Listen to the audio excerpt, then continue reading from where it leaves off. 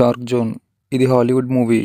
ఎప్పుడో 2003లో వచ్చిన ఈ మూవీ తెలుగు లాంగ్వేజ్లో అమెజాన్ ప్రైమ్లోకి స్ట్రీమింగ్కి వచ్చింది. ఇది 18+ మూవీ.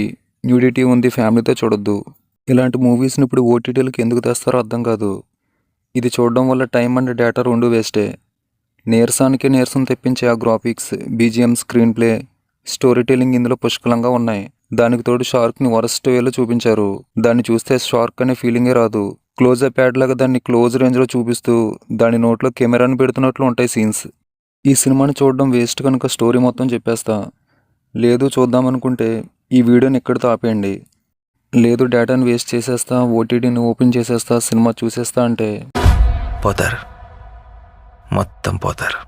1712లో గోల్డ్, డైమండ్స్, స్పానిష్ కిరీటం ఉన్న ఒక షిప్ సముద్రంలో తుఫాన్లో ఇరుక్కుని మునిగిపోతుంది. ఎక్స్ నేవియర్ నేతృత్వంలో ఒక టీం వాటిని బయటికి తీయడానికి వెళ్తారు.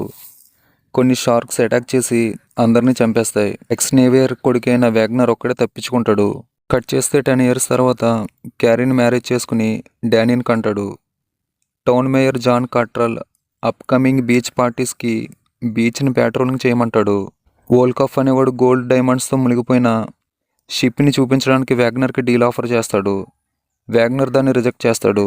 బీచెస్ పార్టీస్ అలౌ చేయొద్దని మేయర్కి వ్యాగ్నర్ చెప్పినా లాస్ వస్తుందని మేయర్ వినడు. షార్క్స్ని కిల్ చేయడానికి వ్యాగ్నర్ అండ్ తన ఫ్రెండ్స్ని అసైన్ చేస్తాడు. కానీ షార్క్స్ అటాక్ చేసి వాళ్ళందరినీ చంపేస్తాయి. తర్వాత వ్యాగ్నర్ తన పార్ట్నర్ కలిసి ట్రాకింగ్ డివైస్ని యూజ్ చేసి షార్క్స్ని ట్రాక్ చేసి హెలికాప్టర్ నుంచి బాంబులు వేసి చంపుతారు. వోల్కాఫ్ డానీని కిడ్నాప్ చేసి షిప్ లొకేషన్ చూపించమని వ్యాగ్నర్ని బ్లాక్మెయిల్ చేస్తాడు. వ్యాగ్నర్ లొకేషన్ చెప్తాడు. అక్కడికి వెళ్ళాక డైమండ్స్ దొరుకుతాయి. కానీ వెళ్ళిన వాళ్ళని షార్క్ చంపేస్తుంది. తర్వాత విలన్తో ఫైట్ చేసి తన కొడుకుని కాపాడుకుంటాడు. వాటర్లో పడ్డ వోల్కాఫ్ని షార్క్ తినేస్తుంది. అంతే, మూవీ ఎండ్.